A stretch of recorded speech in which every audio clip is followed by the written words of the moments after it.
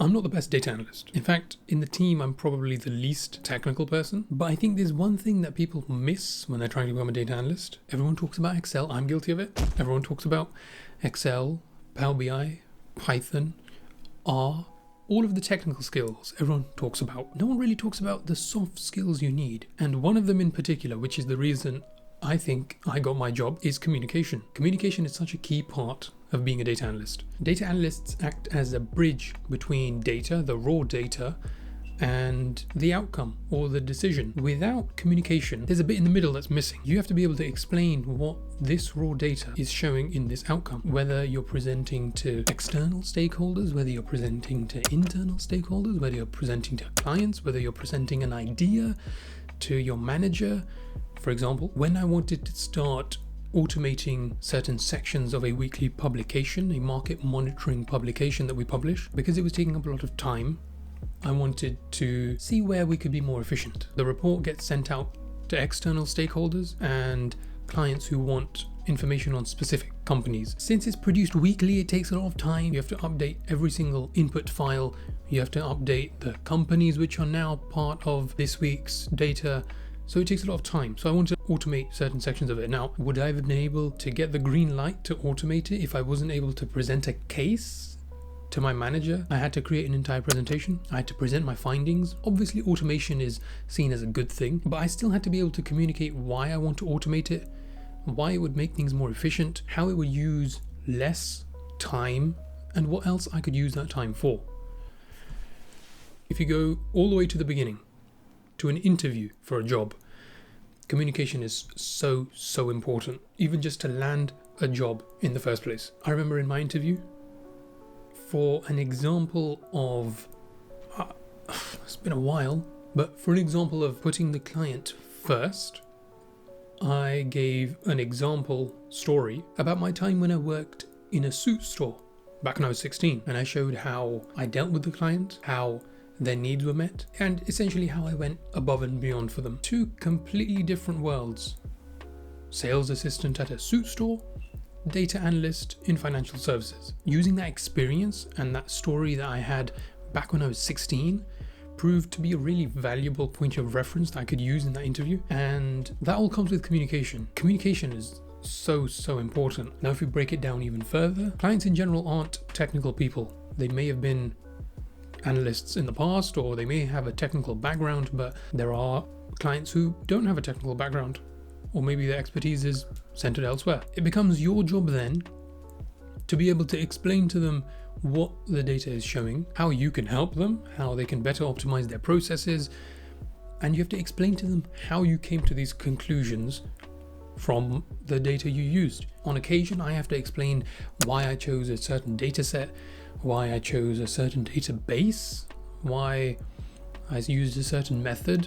Would another method have been better? And then I have to evaluate and explain why the method was chosen, why I chose this route instead of this route. There's a lot of back and forth. I think data analysts, they tend to miss the fact that communication is a daily part of your job. I've dealt with non-technical stakeholders who have asked for really specific pieces of information and analysis. Not just information, but analysis. And then it's my job, it becomes my job to explain to them really complex ideas that maybe for me aren't as complicated, but for them who have no inside knowledge, that's quite complicated for them.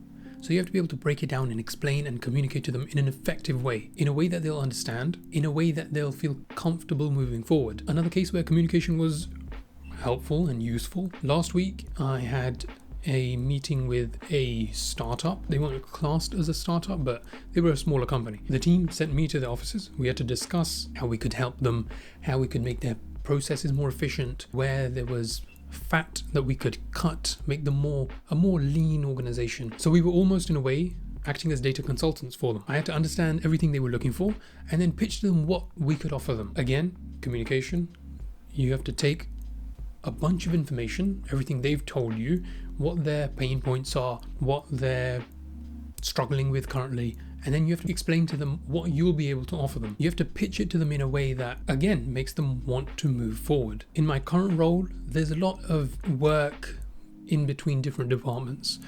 within finance, risk, operations, with lawyers, external companies and consultants, they'll often come to you asking you for data, and then you'll have to present it to them. And then more often than not, if they're working with another department, then you'll end up tagging along and presenting your findings to that other department as well. So again, communication. You have to be comfortable presenting to different people. You have to be comfortable speaking with different people. You have to be clear and concise in the way that you deliver your findings and your analysis. You have to be comfortable speaking to a room full of people. Can't get thrown off if your clients are very wealthy, or you're speaking to a room full of people who are far more qualified than you are. And this is one thing I struggled with in the beginning. When I'm speaking to a room where everyone is more qualified than I am, they're much older than I am, but I'm telling them what they should do based on the data that I've analyzed, which is odd at the beginning, but you have to be comfortable telling people what they're doing wrong, what they're doing right, what they should change, and where you found the reasons for what changes they should make, where the data came from, what analysis you conducted, and why this was the best route to find the solution to their problem. Another thing that tends to happen is a large piece of work often doesn't just get worked on by us, the data analysts. We'll work on it, and then another department will work on it, another division will work on it. Maybe if it's an important publication, then it gets sent to an external company, a regulator, or a law firm who will check everything and make sure everything's in shape. In that case, if you've done work on it before, then you will have to explain and communicate to the other departments who are now adding and collaborating with you what work you've done on it, why you've done the work, and what's the best way they can help you in adding on to that project. In a recent video, I think it was a day in the life video, I had to explain to senior leaders and senior managers why we'd chosen a certain degree of rounding in a financial model that I'd created, or we'd created, and there were senior members who were asking, why didn't we include 5 degrees of rounding or 6 degrees of rounding? I think we had done 3. I think it was 0.03 was the one value that comes to mind. 3 significant figures was 0.03. I think it was. They were asking, why hadn't we gone further into 5, 6, 7? I had to analyze the data. I had to figure out the tolerances between 6 degrees of rounding and 3 degrees of rounding, and then I had to communicate that to an entire panel of people who were deciding how we'd move forward. I had to explain to them that if we went with any further degrees of rounding, the effect on our output was absolutely nominal. It would have very little effect on the outcome of the project. Now, not only was I able to persuade them that 3 degrees of rounding was sufficient, because if it's an important publication, things like this do come up. But not only was I able to persuade them that 3 degrees of rounding was more than sufficient, I was able to save myself a lot of work where I would have had to recalibrate the entire model to 5, 6, 7 degrees of rounding, whatever they would have deemed fit. I had to explain to them the importance of that particular model did not hinge on pinpoint accuracy of each individual financial parameter. If they wanted to break it down too much, within our degrees of tolerance, the output wouldn't have made a substantial difference. It would just have been extra work. The decision that was going to be made on the end of that data output would have still been the same. So I had to explain that to them. I had to explain why we chose to do 3 degrees of rounding. We could have done 2, we could have done none. I explained to them why we did 3. This way our margins were this way our tolerances were this, and this way we still come to an appropriate conclusion. That meeting was about an hour and a half. Now I had to field a lot of questions. I had to answer a lot of on-the-fly questions. But again, that's just communication.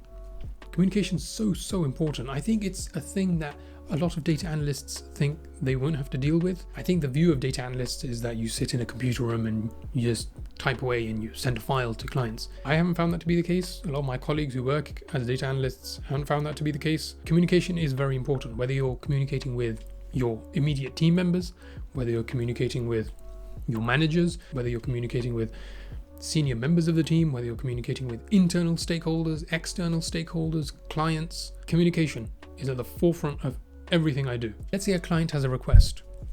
They've sent me an email asking for a share price forecast for a company. They want to find out whether they should invest in that company. More often than not, a client won't give you the entire information because they don't know the information they're looking for themselves. So I'll have to set up a meeting with them, an initial kickoff meeting. I'll have to ask them questions, figure out what exactly they're looking for. For example, in this case, I would ask them, how far back do you want me to go to create that forecast? What parameters do you want me to use to create that forecast? Because we can use different parameters as indicators of how they'll affect other parameters. I'll likely ask them whether they want an industry average of share price for that particular company that they're looking for. The company could be, let's say, a financial company. Do you want me to take financial companies in general and plot that against the share price of that particular company so that you can differentiate and see how well it's performing in its industry? I'll ask them, how far into the future do you want the forecast? And of course, I have to explain all the limitations that we'll encounter with this particular request. I'll have to explain to them that share price could be affected by anything. We're not going to be able to incorporate every single event into the forecast that might occur. I'll have to explain to them tolerances and margins. So I'll break down all the statistical side of things, ask them questions, figure out exactly what they're looking for, and then go off and start the request. Halfway through, I'll update them on how the request is going. When I send my finalized report to them, I'll likely, depending on the scale of the request, I'll likely have another meeting with them, explain everything in detail. And then often what happens is they'll come back 2 weeks later asking for either further information, they could ask for more data, they could ask for more information on another company, or they could ask, I didn't understand this in the findings. What does this mean? Communication. I had to use it at the beginning of the request. I had to use it in the middle to explain to them how it was going, and I have to use it at the end. And then you have to even use it afterwards. Client satisfaction, that's what you're looking for. You have to be able to explain things in a way that they'll understand. For example, if I've done an automation task for someone, I can't now talk about base tables and Python libraries, and I use pandas for this, and this base table links to this base table. I can't do that because I have to assess the technical knowledge or level of whoever I'm presenting to. If they're not that technical, I'm not going to go into that much detail. I'm going to give them a wide overview of the entire process. You also have to be able to assess the level of your client, and that'll determine the level of information that you give them. For example, if I'm working with a CEO, I'm not going to give them in-depth detail. CEOs in general are just concerned with the top level stuff, the top line. They don't have time to go into all of the nitty-gritty. So again, I'm not going to explain everything to them. On the other hand, if I'm working with another analyst who's then going to report back to the CEO, then I'll explain everything in detail so they have the entire picture. Communication is important. I think it's one of the main reasons. Back to what I said at the beginning, I'm not the best data analyst, and I look at some of the things that people in the team are capable of doing, and I'm like, wow. I think communication is one of the most important skills as a data analyst. Without it, you could be a whiz at Excel. You could be an absolute savant at using Power BI, Tableau.